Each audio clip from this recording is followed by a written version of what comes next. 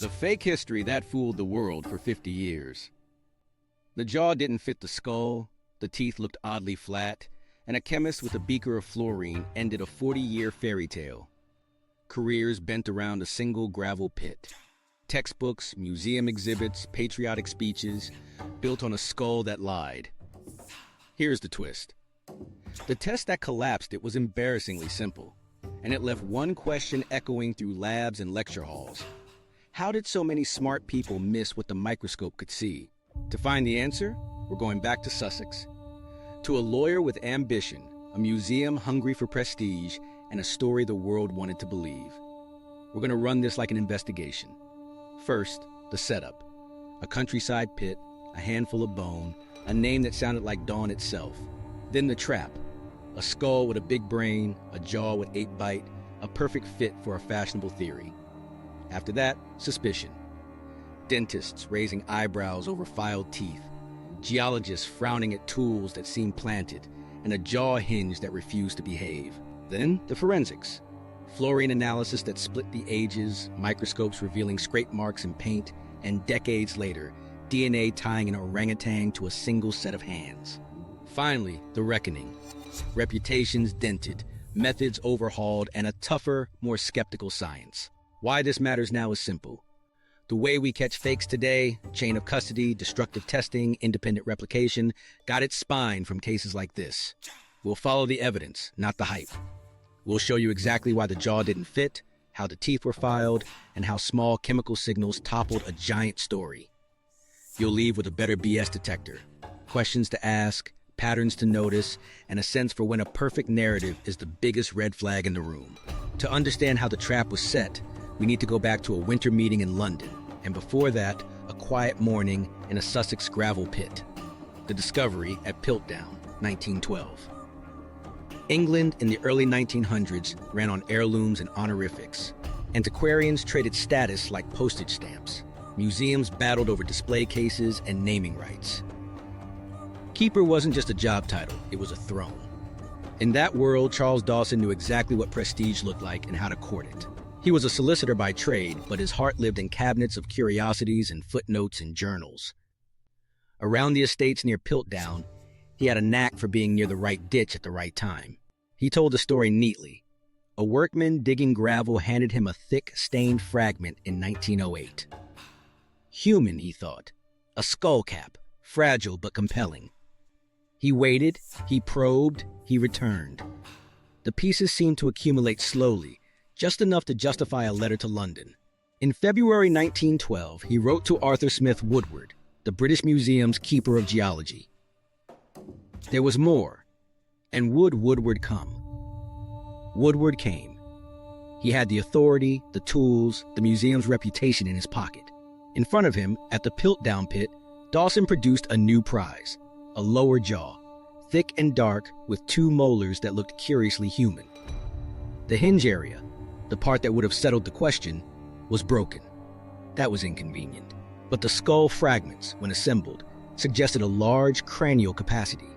An ape-like jaw with a human-sized brain case? In England? It read like destiny to a country eager for its own origin trophy. They presented it with ceremony on December 18, 1912, at the Geological Society of London. They christened it Eonthropus dawsoni, Dawson's Dawn Man. The room buzzed. Headlines the next day did the rest. The earliest Englishman, they said, and breakfast tables across Britain served bacon, eggs, and a new ancestor. Somewhere in a tidy kitchen, a young lecturer circled the article, closed his notebook on Neanderthals, and decided to shift his career toward Piltdown. He'd get a train to London. He'd request access to the bones. He'd write his first paper under a title with Eonthropus in it. 20 minutes later, his life plan had updated. Meanwhile, back inside the museum, Woodward's reconstruction added muscle to the story. He fit the skull pieces into a broad, human-like curve. The jaw, though ape-like, carried worn molars, a trait that felt reassuring, human. He argued the combination made sense. In England, the prevailing idea was big brain first. If human evolution began with intelligence and only later tidied up jaws and teeth, Piltdown was a gift-wrapped confirmation. The site itself seemed generous in all the right ways. Flint tools appeared. Animal remains from species that suggested great age turned up. The gravel had the kind of stained patina antiquarians loved. Each new piece tightened the loop between discovery and belief. Committees nodded. Newspapers romanticized. Skeptics, there were some, were treated like they were nitpicking the hero's costume instead of questioning the plot. While that was happening in London, quiet conversations elsewhere took a different tone. An anatomist noted that the jaw reminded him a lot of a young ape, maybe a chimpanzee or orangutan, not a transitional human. A dentist wondered why the molar wear looked so flat and even. But the national moment felt too big to derail with dental geometry. And the Piltdown gravel pit, with Dawson and Woodward hunched over spades, made for better copy. Dawson's social world thrived on favors and letters. He sent notes, he hosted visits, he curated access to the pit. Each courtesy deepened trust. Woodward's standing amplified it. If the keeper of geology stood behind Piltdown, junior scholars hesitated to push back hard. Gatekeeping wasn't just a door. It was 100 small nods that became consensus. Inside that consensus, a tiny detail would matter later: the canine tooth. It arrived separately, conveniently compatible with the story, and conveniently unprovable in its original position. At the time, it felt like confirmation, the narrative tightening another notch. Years down the line, that separation would look like staging. In museums across Europe, curators rearranged displays to make space for Eonthropus. Lecture slides sprouted silhouettes, Piltdown's large brain profile front and center. Textbooks leaned on the idea that our heads expanded early, our faces caught up late. Piltdown wasn't just a fossil, it was a frame for other finds. If a skull from Germany or a jaw from Asia didn't fit, Piltdown could be used to argue for variation, for a branched tree that still crowned Britain. Meanwhile, something else was happening. The story moved faster than the methods. Chemical dating wasn't ready. Radiocarbon was decades away. Fluorine tests that could compare relative ages of bones weren't in common use yet. So people trusted color, texture, and fit. The gravel stains looked right. The bone felt old in the hand. The narrative felt even older, an English dawn. Here's a micro moment from that first week that stuck in archives. A museum draftsman, asked to sketch the reconstruction, paused over the jaw and whispered to a colleague, "It sits odd." The colleague shrugged. The keeper says it sits fine. The pencil kept moving. By the time the first wave of papers hit print, Piltdown had momentum. International visitors came to examine the pieces, often for hours at a time, with a chaperone from the museum. They left with notes and impressions. Many convinced, some wary. But even the wary framed their doubts carefully. It was easier to suggest alternative reconstructions than to suggest fraud. Acceptance accelerated before the science caught up.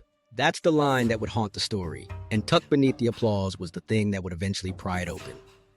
In a field obsessed with deep time, someone would finally ask a very simple question. How old, exactly, are these bones? Why they wanted it to be true? To understand why Piltdown stuck, start with the story scientists already carried in their heads. In England before World War I, the leading view said our brains swelled early and the jaws lagged behind. A big brain came first, chewing caught up later. Piltdown walked in wearing that costume. A generous cranial vault, an apish jaw. It was the theory turned into bone. When the bones line up with your lecture notes, your guard drops. There was also the flag. France had Neanderthals, Germany had Heidelberg, Asia had Java Man. Britain wanted its own ancestor, preferably ancient and noble. The earliest Englishman wasn't just a headline, it was a wish. Museums dreamed of visitors standing under a British origin story. Funders smiled easier when research pointed to home turf. Piltdown waved a small Union Jack over deep time. Inside the profession, hierarchy did the rest. A keeper announces a dawn man, a committee nods, and the room feels settled. Junior scholars, the ones who might notice odd wear on a molar, learn quickly where not to stand. If you wanted a career, you didn't lead with "the famous thing is fake." You offered a mild revision, not a demolition. Prestige shaped the questions people asked and the speed they asked them. Publication played along. Results that fit Piltdown sailed through journals. Awkward finds paddled against the current. A jaw from South Africa that suggested small brains and upright posture faced heavier weather than a skull cap from Sussex that blessed big brains. Editors prefer coherence. Referees respect familiar names. Little frictions add up to momentum. Meanwhile, museums ran on spectacle. Cases needed centerpieces. Catalogs needed plates. Piltdown delivered clean visuals, a rounded brain case, a firm brow, a jaw that let viewers squint and see themselves. Reconstructions were persuasive, not because they were certain, but because they were vivid. And once 1,000 lecture slides show the same silhouette, doubt starts to feel like rudeness. There was also a subtler pull, narrative neatness. People like arcs that make sense, local. Discoveries, national pride, scientific advancement. Piltdown let England play protagonist in the human story. It connected village gravel to grand theory. The public loved it. That love fed back into institutions that relied on public goodwill. When the crowd applauds, it gets harder to check the props. Even the objections were easy to file under variation. A jaw that looked quite ape-like. Evolution is messy. A hinge area missing. Taphonomy is cruel. Tools too convenient. Site formation is quirky. In the absence of tight dating, ambiguity could be cast as complexity. And complexity in the right hands can excuse a lot. Add the sociology of access. To study Piltdown, you needed permission, time, and proximity. Pieces were examined under watch. Notes went through channels. Gatekeepers didn't have to be villains. They just had to prefer order. Order meant fewer disruptive claims. It also meant fewer opportunities for someone to take a tooth into a different lab and say, let's grind a little and see. Cost mattered too. Destructive testing was frowned on. You didn't file a famous molar or drill a skull cap without risking a career-ending scold. Ironically, the very care meant to preserve treasures protected a forgery. Touch it lightly, and deception survives. Touch it harshly, and you might be accused of vandalizing history. Then came incentives. A Piltdown-friendly paper got read, cited, invited. Grants flowed toward projects that assumed the big brain first model. Conference panels formed around confirming details. If you published something that chipped at Piltdown, the best outcome was polite debate. The worst was quiet exile from a network you needed. Finally, the human piece. Belief feels good. It lets a dentist set down the file marks worry and enjoy being part of a grand discovery. It lets a curator label a case and watch visitors gasp. It lets a nation tell itself a flattering origin tale. The bones didn't just sit in glass. They sat in egos, careers, budgets, and hopes. While prestige soared, tiny scientific problems stacked up in drawers and footnotes. A flat plane of dentalware here, a suspicious stain there, a tool that didn't quite match its gravel home. Each alone was ignorable. Together they built pressure, and pressure waits for a valve. Chemistry was about to give the field one. Simple, blunt, and indifferent to pride. The first cracks, teeth, tools, and awkward questions. 3 days after the London announcement, a dentist stood over the Piltdown molars and frowned. Human teeth wear unevenly, with valleys and ridges sculpted by years of chewing. These teeth looked planed, flat, like someone had pressed them against a file. He said as much, softly, in a committee room where volume mattered more than evidence. The response was polite. Interesting, but where can vary. The note went into minutes. The doubt stayed in his pocket. Meanwhile, anatomists kept trying to make the jaw behave. If the skull was human-like and the jaw was ape-like, the hinge, the condyle, should have told the tale. Except, the key parts were missing. That absence did a lot of heavy lifting. Reconstructions leaned on inference, not fit. One respected anatomist held the jaw at the angle that would make sense for a human bite, then had to admit it didn't sit naturally that way. A colleague suggested a primitive musculature workaround. The workaround traveled better than the misfit. On site, the stone tools felt too eager to please. They weren't buried in a clear, undisturbed layer. They appeared near the bones in ways that looked curated rather than stratified. The gravel pit was an open wound in the landscape, turned, moved, mixed by workmen before anyone laid down flags and grids. That gave a skilled storyteller room to operate. A hand axe here, a beaver tooth there, a mastodon fragment for age. Each addition whispered deep time, and each lacked the clean context that would have made it undeniable.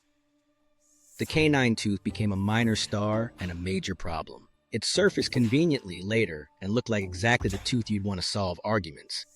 A human-style wear pattern on an ape-sized jaw. But the more people peered, the more that wear looked suspiciously uniform. Still, without permission to test destructively, suspicion was stuck at the glass surface. A A microscope could show scratches, a file mark could end the debate. Few were allowed that close, and fewer were willing to risk the accusation of damaging a national treasure. Parallel discoveries didn't help Piltdown's posture. In the 1920s, finds from Asia and Africa sketched a different silhouette. Smaller brains, more ape-like jaws, but bodies trending upright. The arc bent away from big brain first. Piltdown's defenders argued for diversity. Evolution wasn't a straight line. True, but the pattern was getting noisy in a way that pointed toward Piltdown being noise, not signal. When the Taung child arrived from South Africa with its small brain and human-like teeth. Some thought, quietly, that the Sussex giant looked increasingly lonely. There were awkward sight moments, too. A visiting geologist knelt in the gravel and noticed that the staining on certain bones looked more like a surface wash than the deep, soaked-in color you'd expect from centuries underground. He mentioned it to a supervisor and got a measured reply. Minerals can behave oddly. That was true enough to end the conversation and vague enough to preserve the display. Here's a hallway micro story that didn't make it into journals. A young researcher told to draft a short note on the jaw's articulation came back with a sentence that suggested the jaw might not belong to the skull. His mentor read it, crossed out, "might not," and wrote, "appears unusual" instead. In the margin, "don't pick this fight." The note was published. The problem wasn't. Even the animal fossils around the site tugged the thread. A mishmash menagerie suggested impressive age, but some species didn't line up with what you'd expect in that stretch of Sussex. That should have triggered a hard pause. Instead, it got folded into a tidy narrative about a river terrace collecting the old and the older together. Convenient geology, good for a guided tour, bad for rigorous context. Across town, a few voices kept needling. A comparative anatomist demonstrated how an orangutan jaw could be made to impersonate a human one by removing the ascending ramus and dressing the teeth. It landed like a party trick, not a warning. Another suggested the enamel looked buffed. He was told natural grit can do that. In truth, it can. But natural grit doesn't aim for symmetry. What nobody knew at the time was that the simplest tests were on the horizon. Chemistry was pulling up a chair, and when it arrived, all those quiet doubts about filed molars, curated tools, and a jaw that refused to meet its skull wouldn't sound like nitpicks anymore. They'd sound like clues that had been waiting for permission to speak. The missing pieces, Taung, Peking, and a pattern shift. While Sussex basked in applause, something else was happening in the red dust of South Africa. In 1924, a crate arrived on Raymond Dart's desk in Johannesburg. He cracked it open and found a tiny face peering back. Eyes set beneath a small brow, a jaw that didn't jut like an ape's, and a foramen magnum tucked under the skull, pointing down the body like ours. He called it the Taung child, Australopithecus africanus. Small brain, but upright posture. Dart announced the discovery in early 1925 after months of analysis and writing. The telegram he sent out met silence, then resistance. The British establishment preferred its giant-brained Englishman to a toddler from a limestone quarry. From their perspective, Piltdown still made the rules. If a South African child didn't fit, maybe it was a side branch. But Dart kept pointing to teeth. The molars were human-like, without the suspicious, flattened wear that bothered Dennis in London. The canine wasn't a dagger, it was modest, like ours. You could line up Taung's dental arcade and see a trajectory that didn't need a hulking cranium to make sense. 3 years later, in China, teams at Zhoukoudian began pulling hominin remains out of caves above Peking. They'd later be called Peking Man, part of Homo erectus, and they told a different story than Piltdown's. Brain size increased compared with earlier apes, yes, but not to the swollen, modern scale promised in Sussex. The jaws were robust, the brow ridges pronounced, the pattern steady and gradual. Meanwhile, stone tools and evidence of controlled fire stacked up. Big brain first started to look like big brain later, as bodies adapted across time and space. Unknown to Piltdown's guardians, the map of human origins was quietly redrawing itself. In journals from Europe and the United States, scholars started weaving Africa and Asia into the tapestry. Even those sympathetic to the Sussex specimen began hedging. Variation became their shield. Evolution has room for outliers. True, but outliers are supposed to be rare, and their context rock solid. By the early 193s, Piltdown's context looked mushy, while Taung's anatomy and Peking's stratigraphy tightened their grip.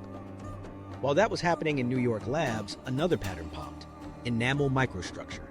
Teeth hold biographies. Thin sections from African Australopiths showed incremental growth lines and shapes closer to humans than apes. Nobody could get away with slicing Piltdown's molars, so supporters waved at generalities. Detractors pointed to a simple contrast. Natural wear has chaos. Crafting has rhythm. The rhythm around Sussex had started to feel rehearsed. In the background, fossil hunters in East Africa and Indonesia were finding more Homo erectus material. Long limbs, efficient walkers, brains on the rise, faces slowly shrinking. The path bent toward us from the waist down before it crowned us from the neck up. That arc made Piltdown's oversized brain a narrative liability. If evolution shaped posture and hands first, a medieval matched brain case stapled to an orangutan jaw didn't look early anymore. It looked assembled. Inside committee rooms, camps congealed. One camp clung to British provenance and model coherence. The other tallied evidence from anywhere it could be excavated. The debate wasn't just facts, it was authority versus accumulation. The accumulation kept winning. Each new Australopith cranium, each erectus jaw from Java or China, chipped the pedestal beneath Eoanthropus. Piltdown could survive one contradictory specimen. It couldn't survive dozens. Here's where irony did its slow work. Piltdown, meant to anchor a theory, ended up propping it long past its sell-by date. Students learned the silhouette by heart, even as the bones that matched it kept coming from elsewhere, with smaller brains and more primitive faces. When Taung and Peking pressed the issue, defenders argued that climate and geography might have produced separate experiments in becoming human. Maybe Britain grew brains early, Africa grew bipedal hips first. It was a clever hedge that bought time, but cost credibility. In-group pride mattered too. British institutions had staked status on a British ancestor, which made walking back the claim feel like disloyalty to their own ranks. Meanwhile, chemistry was sneaking into paleoanthropology through a side door. Curators whispered about simple assays that could compare the relative age of bones by their absorbed fluorine. You wouldn't need to destroy a specimen. You'd need a shaving, a few milligrams. If a skull and a jaw came from the same organism in the same layer, their fluorine signatures should align. If they didn't, the composite was a construction, not a creature. That was a test you could run across collections, not just at Piltdown. By the late 1930s, a few museum scientists quietly collected slivers from animal bones, found near human remains, to map local baselines. The numbers started whispering. Older bones soaked up more fluoride from groundwater. Newer ones hadn't had the time. In drawers labeled Piltdown sat pieces waiting their turn. Taung's small brain had already broken the mental mold. Peking's layers had set a clock. Africa and Asia were humming the same tune. Sussex was off-key. Everything was about to change when chemistry finally spoke out loud. Enter forensics. Fluorine analysis changes the game.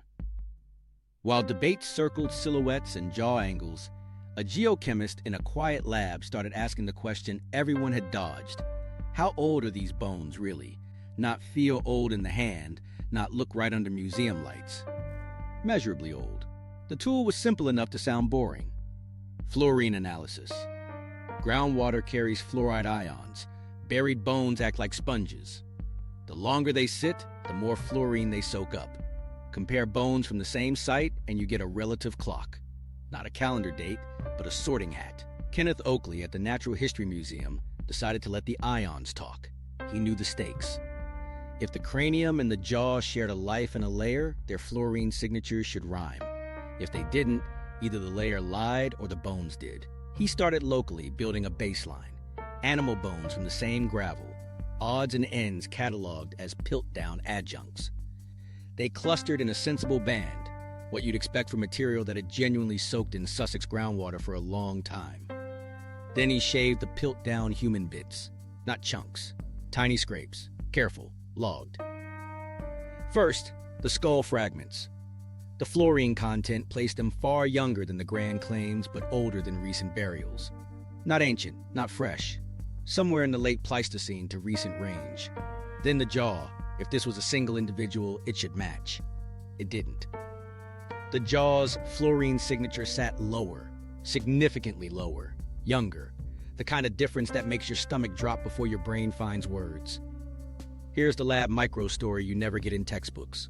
Oakley noted the number, rubbed the pencil mark with his thumb, and rewrote it to confirm he hadn't slipped a decimal. He hadn't. He ran it again. Same result. He walked the slip down the hall to a colleague known for skepticism and asked him to pick the impure sample. The colleague pointed to an animal bone. Oakley shook his head and showed him the labels. Silence. Numbers don't care about prestige. Meanwhile, the test was catching on. Other collections had their own questions. Were mixed burials truly mixed? Were cataloged associations trustworthy?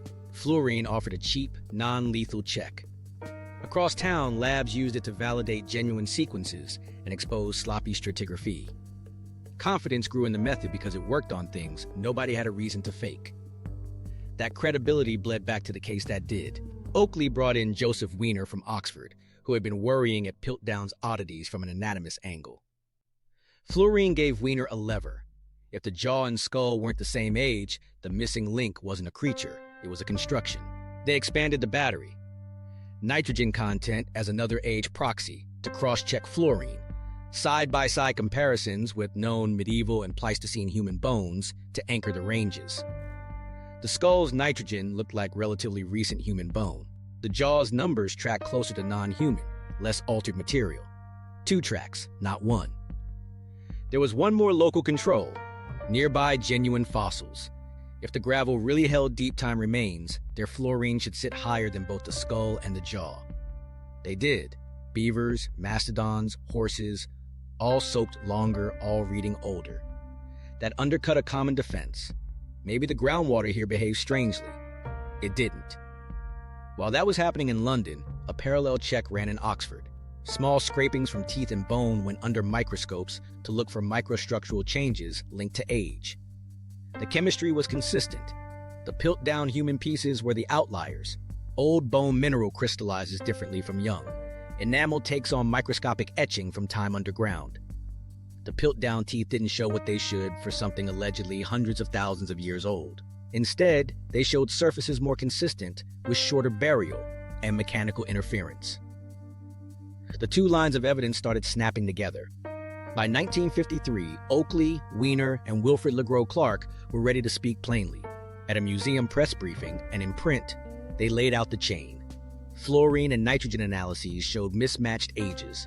Comparative baselines showed the site's genuine fossils were older than both human pieces. Microscopy showed the teeth had been altered.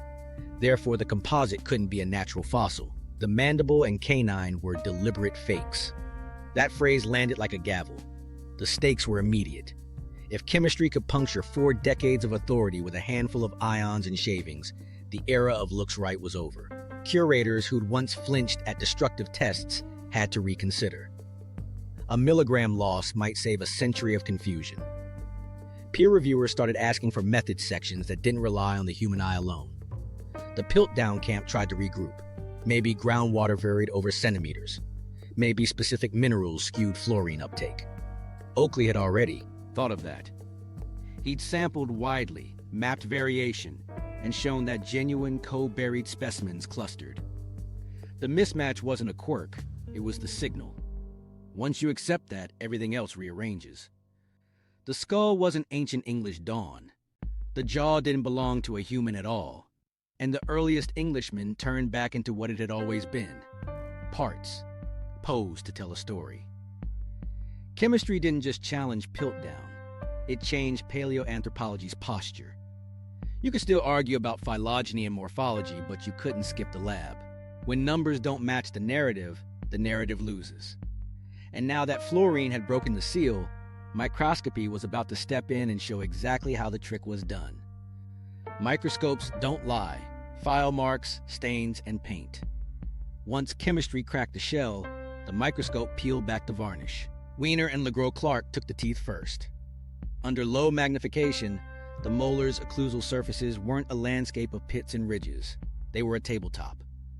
Higher magnification showed parallel striations, uniform, directional scratches that natural chewing doesn't produce. Human chewing is messy. These lines marched like a file had passed deliberately across enamel. Edges of the cusps were blunted into neat bevels, and at the roots, tiny chamfers where a tool had adjusted the teeth to sit, just so in the jaw. Get this? They'd even removed molars from their sockets to work on both crowns and roots, then reseated them. Then came color. Genuine, ancient bone darkens from within as minerals percolate over centuries. Piltdown's pieces wore their age like makeup. Thin sections and surface scraping showed iron compounds and manganese painted into pores, concentrating in cracks but not penetrating deeply. Where the stain flaked, fresh bone peeked through, pale and young. In some crevices, the brushwork pooled. In others, pigment stopped neatly at a fracture edge that, if natural, would have taken color evenly. Under ultraviolet light, the difference was louder. Genuine fossil bone fluoresced one way. The Piltdown coating shaded differently, a patchwork of applied age. They checked the cut marks on associated animal bones sold as context. Instead of random nicks from digging tools or river transport, several showed V-shaped incisions consistent with metal blades and recent handling. A deer antler baton displayed tooling that matched a modern knife profile. The toolkit around Eonthropus didn't shout Paleolithic, it muttered prop room. Back to the jaw. Comparative anatomy had always whispered orangutan. Microscopy turned the whisper into a lecture. The dentine enamel junctions and thin radiographs curved like pongo, not homo. Cementum rings on the roots suggested a juvenile ape, not an adult human. The mandibular symphysis thickness, seen cleanly in micro-CT, fit orangutan ranges. And crucially, the ascending ramus and condyle, the parts that would have betrayed the hoax instantly, were broken away, their break surfaces stained on the outside but clean in microfissures. That's not taphonomy, that's staging. The cranial pieces weren't innocent either. The external surfaces carried the same cocktail of iron and manganese. Where reconstruction cement had been used, microscopy found particles mixed with fine local gravel, a nice touch to tie the look together. But within the diploe, the spongy bone between outer and inner tables, the microstructure looked medieval, not Pleistocene. Crystallite size, pore infill, and collagen remnants signaled relatively recent human bone. When they sampled for nitrogen, traces remained at levels incompatible with deep antiquity. Time had not done the work the paint pretended to do. Then there were the microfractures around tooth sockets. If you wedge a tooth out, file it, and jam it back in, you'll leave a story in chips and crushed alveolar walls. The microscope read that story line by line. Compression, microcracks radiating from the socket, enamel flakes stranded in crevices, even traces of a pasty material consistent with early dental putty used to hold the assembly. You couldn't see that in a glass case. At 100x, it was unmistakable. Critics had long argued that natural abrasion could flatten teeth, so Wiener replicated it. He tumbled genuine molars and grit and compared them. Natural wear left arcs, pits, and random scuffs. Piltdowns left parallel cuts and bevels at precise angles aligned with a file stroke. He experimented with rasps and needle files, then laid the experimental scratches beside the Piltdown ones. They matched in width, depth, and spacing. When he shifted to different files, the striation signature changed. Piltdown's signature didn't. Whoever did this used the same tool, the same hand, across multiple teeth. Staining recipes were another tell. Laboratory dabs of iron sulfate and manganese dioxide, applied to fresh bone, produced the same superficial hue and the same tendency to pool in cracks. In cross-section, the color sat on the surface, not infused through. When they applied acid to remove mineral coats, Piltdown's tint lifted like old paint. Genuine fossil coloration stayed stubborn within the matrix. Even the gravel embedded in reconstruction cement betrayed a bench job. Angular grains from the pit pressed into adhesive that fluoresced differently than bone under UV. Across town, other labs check. At the Natural History Museum, technicians photographed the scratch patterns with raking light. At Oxford, enamel prisms under higher magnification showed microchipping along filed edges, not the rounded smoothing of mastication. Independent eyes saw the same thing. The teeth weren't merely worn, they were worked. Then came species ID with tools available at the time, measurements of mandibular breadth, depth, and the angle of the mandibular foramen. Every metric pushed the jaw toward orangutan. Later, modern studies would add DNA and micro-CT to lock it in. Bornean, orangutan, one individual. But even in the 195s, The microscope and ruler together were enough. The skull was medieval human. The jaw was an orangutan. The uniting agent was stain, cement, and the ambition to make them agree. Here's the human beat. In a museum office, a curator ran his finger over a magnified print of those striations and said nothing for a long time. He finally exhaled. We've been looking at a painting. When the microscope tells you a tooth is a sculpture, not a biography, the story collapses. It isn't evolution, it's assembly. And once you accept assembly, the next question becomes unavoidable. Who assembled it, and how far did the deceit go? Who done it, suspects, motives, and the evidence? Once the file marks and stains settled the "is it fake" question, the room turned to the only story left. Who built the puppet and pulled the strings? Start with the man whose name sits in the Latin. Charles Dawson means motive, opportunity. He had the gravel pit, the relationships, the hunger. Wizard of Sussex, the papers called him when his cabinet filled with Roman statuettes, ancient timbers, curious coins. Later audits would show a pattern. Too many of Dawson's finds carried the same whiff of convenience. Labels neat, stories tidy, provenances just foggy enough to resist tight checking. Piltdown fit that pattern like a key in a familiar lock. Motive wasn't mysterious. Dawson wanted a seat in the Royal Society, a permanent place in the museum world he orbited. Piltdown offered the shortcut. Attach your name to a dawn man, and history attaches your name to itself. His letters to Arthur Smith Woodward read like a man lining up a stage and a star witness. He controlled access to the pit, curated who dug where, and, crucially, produced pieces at moments that solved arguments. A canine tooth that squared a debate appeared after doubts about the dentition. Additional fragments surfaced when reconstructions needed comfort. Staging is a verb. What about Woodward? He was the keeper, the amplifier. Some tried to cast him as co-conspirator. The evidence points to something less dramatic and more human. Credulous commitment. Woodward backed his reconstruction to the hilt, defended the specimen in print, and guarded it as institutional treasure. But the forensic trail, the matching stains, the repeated tool marks, the bench-made adhesives, points to one consistent hand, not a committee. Woodward's sin looks like belief and prestige, not brush and file. Arthur Conan Doyle's name floats here because it always does. He lived nearby, played golf at Piltdown, loathed some scientific gatekeepers, and wrote fiction about scientific hubris. Tempting ingredients. The problem is evidence. There's no chain that puts Doyle in possession of orangutan jaws, dental putty, manganese stain, and access to museum workflows at the right times. Fun theory, weak file. Pierre Teilhard de Chardin helped dig and later found that convenient canine. He liked jokes and had an appetite for ideas that upset orthodoxies. Again, suspicious proximity, but the forensic line doesn't bend toward him. When modern teams mapped the materials, they found consistency across Piltdown Thine and the later Piltdown 2 scatter. Same orangutan source, same staining recipe, same microabrasive signature. One workshop, one kit. Martin Hinton gets an honorable mention because of the trunk, discovered decades later in a museum loft, stuffed with stained and carved animal bones, some doctored like Piltdown props with his initials. It reads like a smoking gun until you test the smoke. The materials in the trunk don't chemically match the Piltdown treats. Their stains differ, their cuts carry other tool signatures. The likeliest read is that Hinton dabbled in replication or planned a demonstration of fraudulent methods.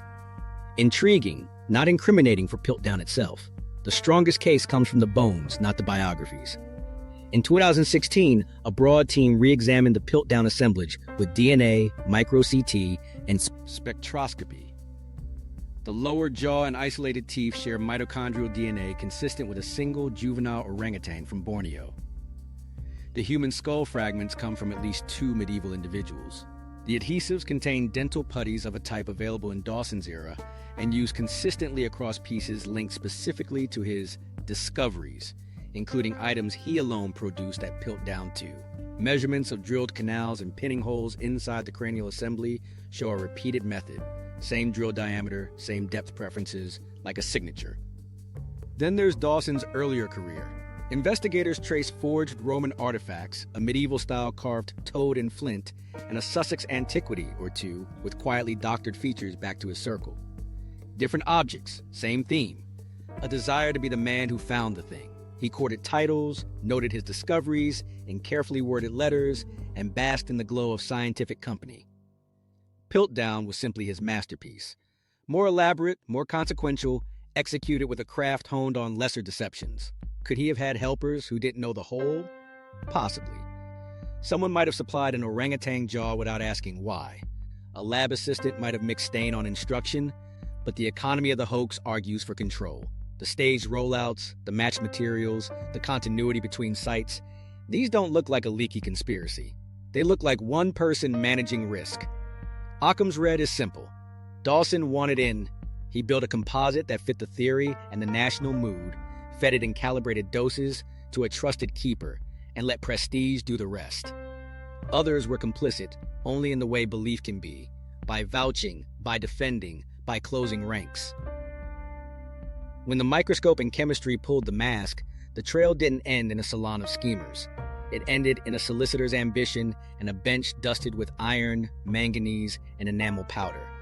The fallout, careers, institutions, and public trust. When the word forgery left the page and hit the air, the first sound inside museums wasn't outrage. It was paper, labels coming down, catalog cards rewritten in tight, embarrassed script. In a back room at the Natural History Museum, a curator lifted the Piltdown case placard, Eonthropus dawsoni, and slid in a blunt replacement. Composite forgery.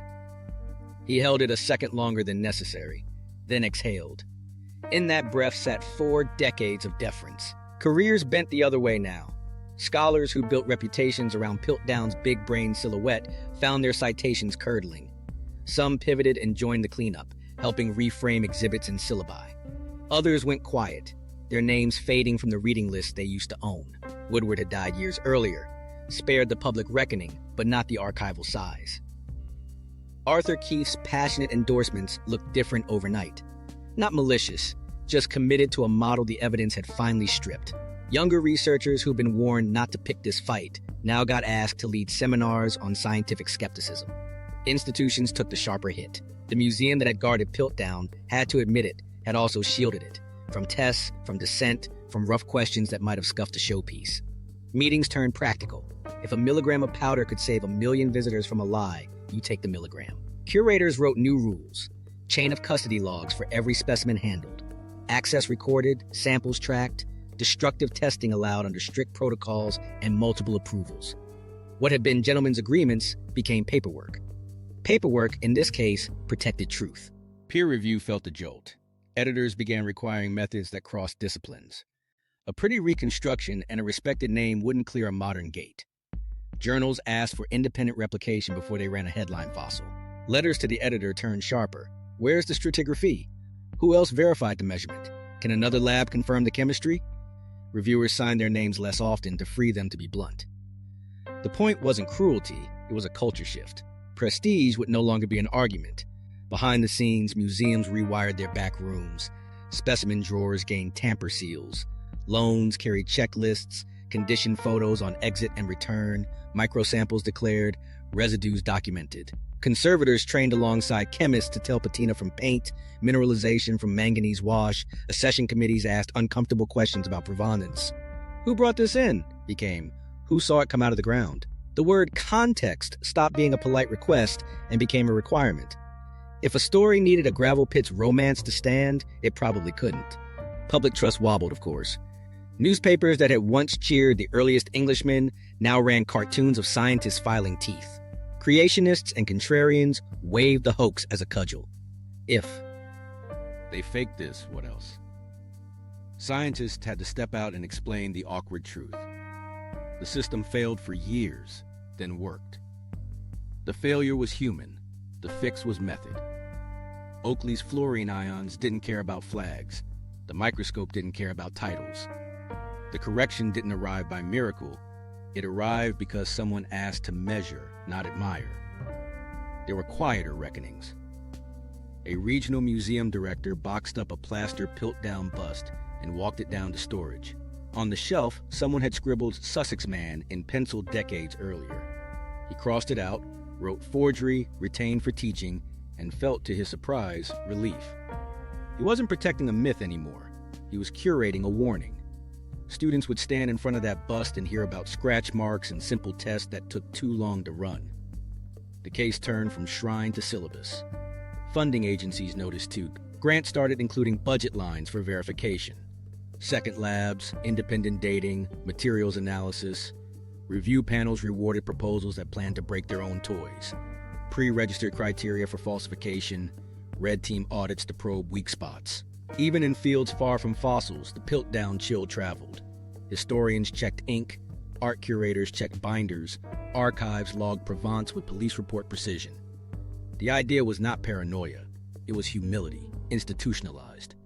And then there was the everyday discipline, meetings where senior voices paused so a junior could say, "This hinge doesn't fit." Workshops where destructive became diagnostic. Museum tours that included a stop at the Piltdown case to say, "Here's where we learned to doubt better." The public didn't abandon science, they adjusted how they listened. The good questions got louder. How do you know? Beat, who says so? In the end, the fallout wasn't a crater, it was scaffolding. Retractions stung, relabelings embarrassed, but the rebuild hardened the frame. Piltdown didn't end trust, it demanded receipts. And from that point on, any skull that wanted a pedestal had to bring more than a story. It had to bring a chain of evidence that could survive a file, a beaker, and a microscope. How science hardened after Piltdown. Piltdown didn't just embarrass the field, it rewired it. The first fix was simple and brutal. No single lab decides the fate of a spectacular claim. If you dated a bone in London, you sent a slice to Oxford or Cambridge, sometimes both, and waited for numbers to converge. Curators learned to love replication the way climbers love ropes, because the ground is unforgiving. A result wasn't true until a second bench, using a different method, got the same answer. Methods themselves leveled up. Fluorine was the wedge, isotopes became the hammer. Radiocarbon brought calendar years onto tags. Uranium series pushed deeper into cave timescales. Thermoluminescence checked when flints last felt heat. Electron spin resonance dated enamel that radiocarbon couldn't touch. Spectrometry moved from physics labs into museum basements, sniffing trace elements and distinguishing mineralization from manganese paint with a few peaks on a graph. If a specimen story said Pleistocene, the instruments wanted proof in atoms, not adjectives. Chain of custody, once an informal nod, became doctrine. Every handoff got logged: who opened the drawer, who bagged the sample, who signed the seal. Photographs documented pre- and post-sampling surfaces. If a sliver left a mandible, its weight, dimensions, and destination were recorded like evidence in a courtroom. Museums learned a hard truth. The moment you can't reconstruct a specimen's life in your care, you've invited doubt. Paper trails weren't bureaucracy, they were armor. Provence rules tightened too. Found near Piltdown was a sentence that died with the hoax. Excavations adopted gritting, stratigraphic sheets, and on-site labs to prevent the curated context trick. Artifacts were plotted, layer by layer, with soil chemistry sampled alongside bone. If a breathtaking object appeared without a documented layer, it entered collections with a question mark, not a crown. Loans from private hands faced a new hurdle: independent verification before display, not after. Culturally, skepticism got promoted from nuisance to necessity. Departments built in friendly opposition, internal critics who were invited to break the argument before outsiders did. The best labs institutionalized red teams, colleagues tasked with finding the weak seams, the assumptions hiding under shiny images. Pre-mortems became common. Gather the team and ask, if we're wrong, how will we find out now? It wasn't cynicism, it was maintenance. Peer review changed posture. Editors began pairing morphologists with chemists, geochronologists with taphonomists. A paper that leaned on one pillar got sent back. Methods sections grew up. Vague phrases gave way to protocols that another lab could copy. Independent replication required before publication stopped being a cudgel and became a filter. The payoff was simple. Weaker claims died quickly. Stronger ones stood taller. There were case studies that drove the lesson home. The Vinland map looked medieval until ink chemistry found modern titanium dioxide. Its prestige couldn't outrun a spectrometer. The Hitler diaries fooled publishers until paper and binder analyses found 20th century ingredients. Polymer chains told a story the handwriting couldn't. In both, as with Piltdown, the fix wasn't outrage, it was method. You test the stuff, not the story. For museums, conservation and authentication started dating. Conservators learned to sample without ruining. Scientists learned to ask for the minimum and share the data widely. Micro-CT scanners mapped interiors non-destructively, pin reconstructions, hidden adhesives, repair tunnels that betrayed modern hands. Stable isotope labs fingerprinted origins, strontium for geology, oxygen for climate, carbon and nitrogen for diet. A jaw that came from Sussex, but carried a Bornean strontium signature didn't pass quietly anymore. Education shifted too. Students met Piltdown early, not as a punchline, but as a lab. They looked at photos of filed molars and practiced arguing against their own first impressions. They learned to separate authority from evidence, narrative from chain of custody. Seminars gave them checklists, stratigraphic integrity, multi-method dating, independent labs, documented provenance, not as hoops, but as habits. All of this cost time and pride. It also paid dividends. When the Leakeys announced new hominins from East Africa, their claims arrived with stratigraphy, radiometric dates, and comparative anatomy that had been red-teamed to exhaustion. When Homo floresiensis lit up headlines, teams double-checked dates, pathology alternatives, and site integrity before the press conference. The spectacle didn't vanish. It learned to share the stage with receipts. Here's the quiet win. Destructive testing stopped being framed as destruction. A milligram sacrificed to avoid decades of error became an ethical choice. Boards wrote policies that balanced preservation with truth. Publics adjusted too. Visitors began to accept small drill holes and tiny sample scars as marks of honesty, not vandalism. The label might even say it. Sampled for uranium series dating, results archived and open.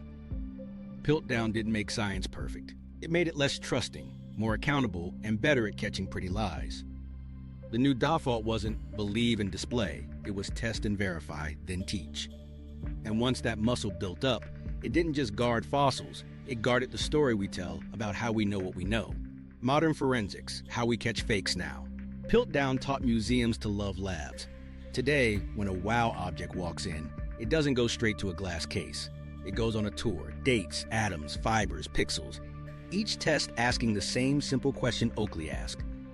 Does the stuff match the story? Start with clocks. Radiocarbon dates organic remains up to about 50,000 years. You drill a speck of collagen from bone, clean it, measure carbon-14 decay, and get a calendar window. If a Paleolithic femur lands in the medieval range, you don't need a committee. For older material, uranium series steps in. Calcium carbonate in cave formations traps uranium that decays to thorium. Measuring the ratio dates the mineral that sealed the bone. Electron spin resonance can date tooth enamel by counting trapped charges from natural radiation. Thermoluminescence and optically stimulated luminescence tell you when flint or sediment last saw heat or light. Perfect for testing whether a Stone Age tool actually baked yesterday in a studio kiln. Then the fingerprints. Stable isotopes are quiet tattletales. Strontium in teeth mirrors the geology where an animal grew up. Oxygen reflects climate, carbon and nitrogen track diet. A jaw is said to be local, but carrying a Bornean strontium signature raises a hand. Wrong continent. Lead isotopes in pigments can place a painting's blue in a specific mine and century. Those curves don't care about provenance letters.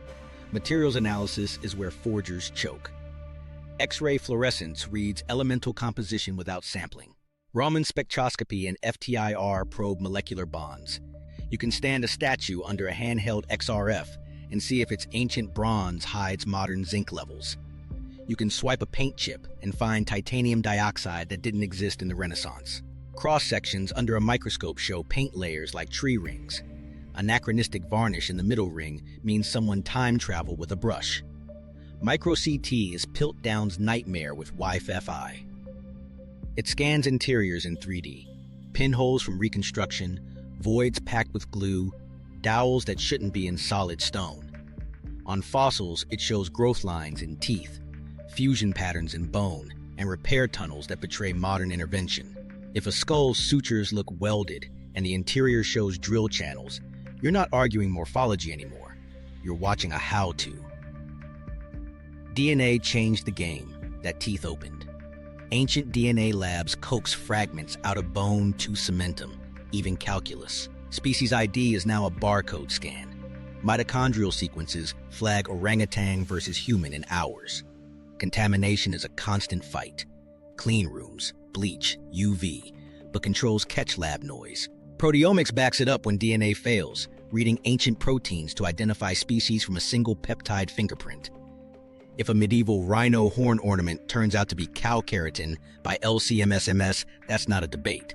That's a label change. Adhesives and patina expose the bench. Gas chromatography, mass spectrometry can tell hide glue from modern epoxy. Pyrolysis profiles, synthetic resins that didn't exist when a piece allegedly aged in a tomb. Real patina grows into pores. Fake patina sits on edges and avoids recesses. Under UV, old varnish glows one color. Modern restorations pop another. Even dust betrays a story. Silica shapes under SEM can show desert wind versus attic fluff. Chain of custody now gets digital. Samples are barcoded, scanned, and tracked through every instrument. Data streams get hashed so a file's history is fixed. Raw spectra and CT volumes accompany publications in open repositories, so a rival lab can reprocess the same numbers and see if your peak calling was wishful. That openness, born from embarrassment, is now a brag. And then there's the new frontier. Fakes that never touch dirt. Image forensics looks for compression ghosts, lighting inconsistencies, and lens metadata. A face lit from 2 sun angles in one frame, composite. GAN detectors search for telltale pixel distributions and frequency artifacts that generative models leave behind. Audio labs fingerprint room impulse responses and mic self-noise splice speech stumbles under spectral analysis. Even documents get chemistry. Inks mapped by Raman, paper fillers dated by cellulose aging, printers traced by microdot patterns embedded by manufacturers. Case hits keep the edge sharp. The Vinland map lost its mystique when titanium white pigment waved from the Ink. The Hitler diaries folded under paper and glue chemistry. In paleontology, a feathered dinosaur glued from parts unraveled under CT that showed seam lines and mismatched marrow spaces. The matrix sediments didn't match across the join. In art, a lost Modigliani flunked by modern varnish and pigment isotopes tied to a mid-century factory. All of this feels heavy until you watch the small signals do the work.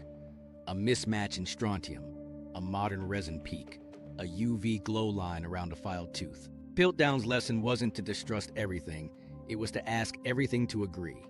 The best stories survive that, the fakes don't.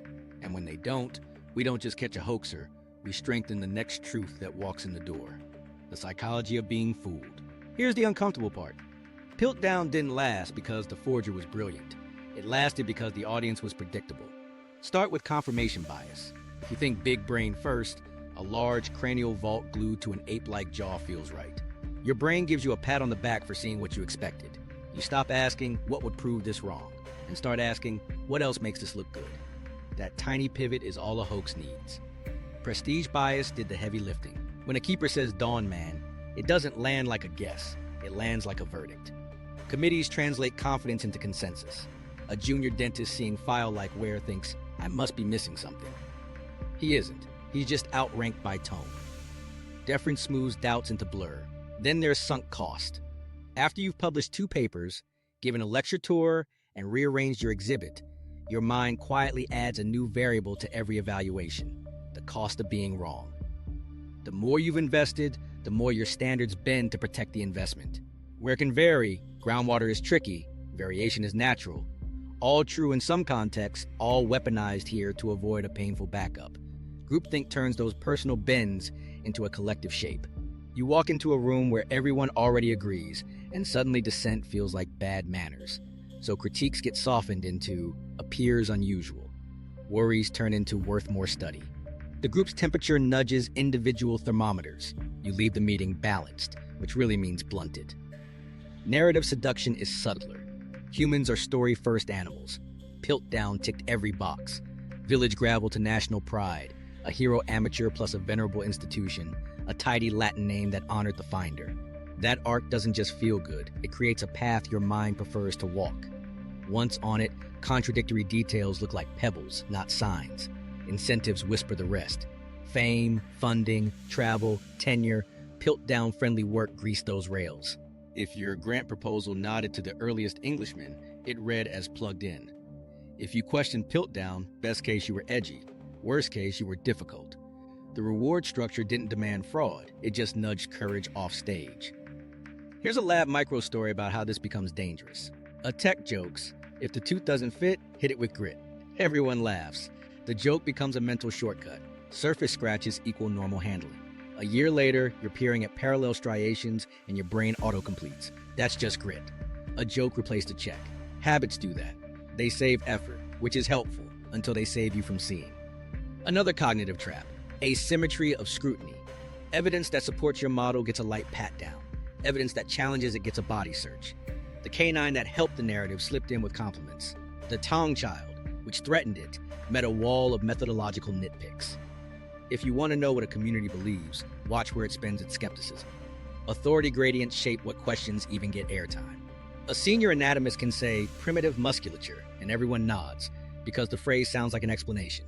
But fancy words don't fix a bad fit, they just fill silence. Real explanations risk making a mess. The jaw isn't human, which authority tends to avoid unless pushed. Time pressure doubled the effect. Newspapers wanted earliest Englishman now. Museums wanted visitors over the weekend. Rapid praise leaves little room for slow checks. Speed is a bias with a clock.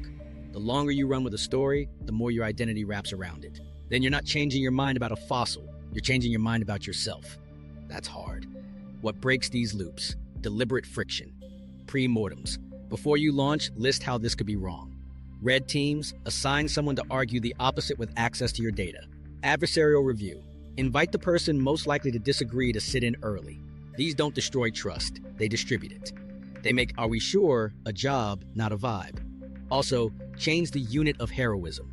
Reward the person who says, "drill here," Even if it hurts. Not the person who writes the prettiest narrative. Celebrate the lab that replicates, not just the one that discovers. Build incentives that pay out when strong claims withstand strong pushes. That flip sunk cost. You invest in methods, not metals.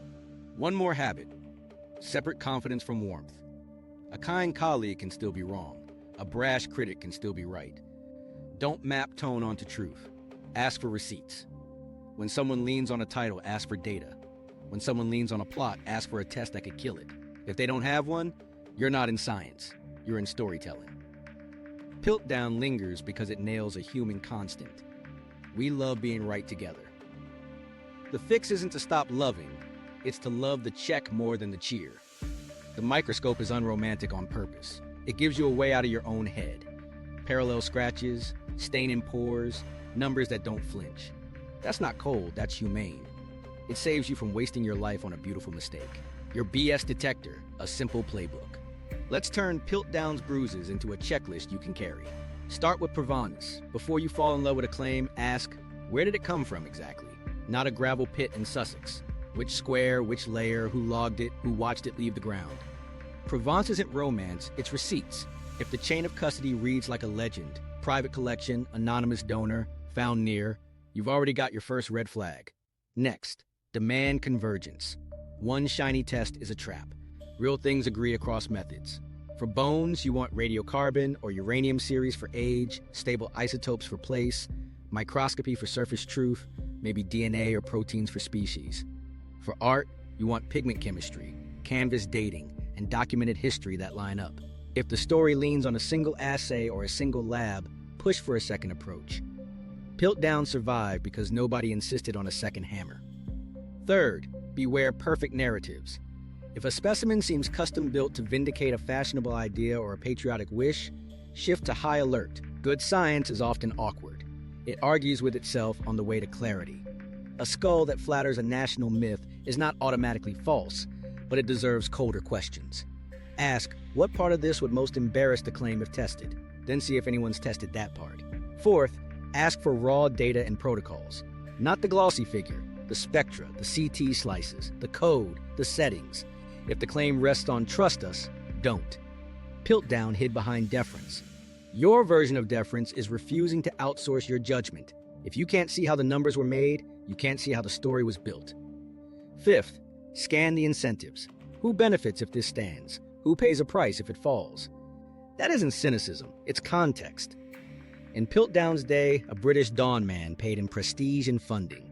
Today, a spectacular preprint can pay in clicks and tenure points. That doesn't poison the work, but it should sharpen your testing appetite. If a result opens doors for the authors, it should open the lab to scrutiny. 6. Look for independent replication, not the same team with a new figure. A different bench, different instruments, same conclusion. Replication slows headlines and speeds truth. When the second lab can't get the signal, you've learned something useful. The claim was fragile. Fragile claims don't get glass cases or policy weight. 7th, interrogate the no downside framing. If the people involved insist destructive tests are too costly, ask about the cost of being wrong. A milligram can save decades. If access is tight, ask why. Security can be real. Secrecy is a smell. Piltdown wore too precious to test like armor. Don't let that line pass without a plan to sample smartly. 8th, pattern check the mess. Reality is lumpy. Fakes are tidy. Natural wear is chaotic. Filed surfaces are rhythmic. Genuine patina penetrates. Stain pools. Real stratigraphy is boringly consistent. Curated context is exciting in all the wrong places. Train your eye for boredom. Boredom in evidence is honesty. 9th, run the pre-mortem. Before you believe, write down the 3 things that would most likely make this wrong. Then ask whether anyone has looked at them and how you'd know. If a claim can't survive your best attempt to kill it, it doesn't deserve to live in your head rent-free. Here's a micro checklist you can use anywhere. Fossils, papers, press releases, viral posts, provenance, who saw it come out of where, and is the chain of custody documented. Convergence, do at least 2 independent methods agree? From different labs. Incentives, who wins if it's true, and have they invited tests that could cost them? If any box is blank, treat the claim as provisional. Provisional isn't cynical, it's honest. It means you're willing to update when the hard parts get measured. Finally, practice the pause. When a story gives you exactly what you wanted, your team. Smart. Your country first, your theory vindicated. Stop and add friction. Ask for the lab work that would make you uncomfortable. Ask to see the scratches, the spectra, the baseline bones. Piltdown's real legacy is simple. Don't protect pretty stories from ugly tests. Invite the test. Let it bite. If the claim survives, it earns you. If it fails, you just saved yourself, and maybe everyone else, from a beautiful mistake. The real legacy of Piltdown. Piltdown didn't prove that science is gullible. It proved that science, when it keeps its tools sharp and its doors open, can correct itself in public. The field didn't bury the embarrassment. It put it in a case with a new label and let students poke at it with questions. That's not failure, it's rehearsal for doing it better next time. The real shift wasn't just gadgets, it was posture. Before Piltdown, authority could stand in for evidence. After Piltdown, evidence had to stand on its own. Replicated, logged, dated, challenged. Labs learned to reward the person who asked for the inconvenient test. Committees wrote it into process. Careers started to include "proved ourselves wrong" as a line worth reading. Young researchers took a lesson from the hallway edits and made a different choice. They kept "might not" in their sentences and brought data to back it. Departments began giving them cover. You can question seniors and keep your badge. That cultural nudge matters. It changes who speaks up when the hinge doesn't fit. Institutions rethought secrecy. Gatekeeping had protected Piltdown from scrutiny. Openness took it apart. So curators opened logs, shared raw scans, invited outside labs, and published protocols like recipes. When mistakes happened, and they still did, the fix arrived faster because more eyes saw more angles. Openness turned error from scandal into process. There was another, softer change. Pride got redefined. Not pride in having the earliest, the biggest, the missingest link. Pride in methods that could survive stress. Pride in building collections that were less like trophy rooms and more like libraries of testable truth. The star specimen wasn't the one with the most dramatic story. It was the one with receipts thick enough to stop a rumor at the door. Piltdown also reframed skepticism. It stopped being an identity. I'm a skeptic, and became a habit. Show me the chain. The habit traveled.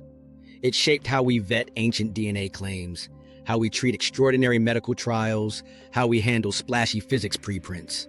The same simple questions keep doing work. Who saw it where?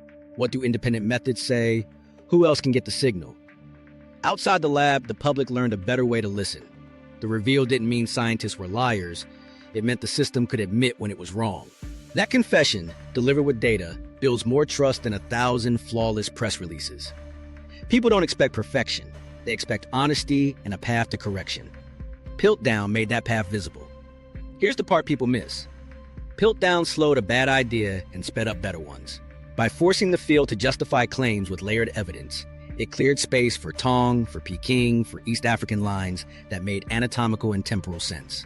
The very standards that unseated a forgery later protected bolder truths. Homo naledi, Denisovan DNA, even the oddities like Flores, because the tests were tougher and the records cleaner. In classrooms, Piltdown turned into a useful bruise. Professors hand around prints of filed molars and ask, what test would you run, what order, and why? Students argue about destructive sampling ethics and then design the smallest drill that could answer the biggest doubt. They leave understanding that being wrong loudly is the cost of being right, eventually. So when you look at Piltdown's bust today, you're not looking at a punchline. You're looking at the moment a field changed its default settings. From deference to documentation, from narrative first to test first, from gatekeeping to collaboration, from methods to methods. That shift didn't fix human nature, it gave it better rails to run on. The most honest thing science does isn't discovery, it's self-correction. Piltdown sped that muscle's growth by forcing it to lift something heavy. The scar is part of the strength. And the next time a beautiful story knocks, the legacy isn't suspicion for its own sake. It's the quiet insistence. Let's measure it together. A forged skull bent our origin story until simple chemistry, sharp microscopes, and stubborn skepticism snapped it straight. Want to see how the same forensic mindset exposed the Hitler diaries and the Vinland maps ink? Watch the next episode, another myth taken apart step by step. Subscribe to Freaky Science for more true story takedowns, where the tests, not the titles, decide what's real.